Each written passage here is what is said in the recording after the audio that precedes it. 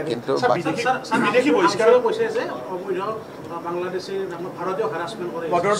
আমি দুটা বস্তু ঠিক কৰিছো যে সুপ্ৰিম কোৰ্টত আমি আলোচনা কৰিম মই কোনোবা এটা সাংবাদিক মেলত কেতিয়াবা সুপ্ৰিম কোৰ্টে যেতিয়া সিটিজেনশিপ এক্টৰ ওপৰত 6A তাৰ ওপৰত এটা শুনানি লৈছিল আৰু সেইখন সাংবিধানিক বেঞ্চ আছিল সাংবিধানিক বেঞ্চত এটা কথা সুপ্ৰিম কোৰ্টে উল্লেখ কৰিছে আমি পৰীক্ষা কৰি আছো যে অসম চৰকাৰে বিদেশী বহিষ্কাৰৰ কাৰণে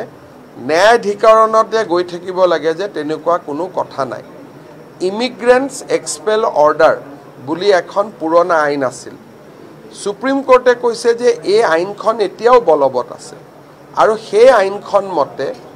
ডিসিএ লগে লগে অৰ্ডাৰ কৰি পুশবেক কৰাৰো পাৰমিশন দিব পাৰে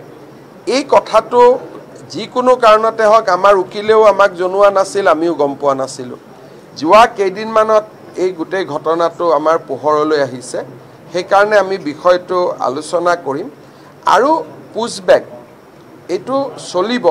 আৰু বিদেশী চিনাক্তকৰণৰ কাম এনআৰসিৰ কাৰণে ৰখি আছিল সেইটো এতিয়া আৰু অলপ আমি স্পীড আপ কৰিম আৰু সেই অলপ তীব্ৰ গতিত চলিব নহয় অকনমান তীব্ৰ গতিত চলিব আৰু এইবাৰ চিনাক্ত হলে আৰু আমি ট্ৰিব্যুনেলত পঠোৱা দৰকাৰ নাই পুনে আমি পুশবেক কৰিম গতিকে তাৰ কাৰণে একেদিন প্ৰস্তুতি চলি আছে আৰু আপোনালোকে বিদেশী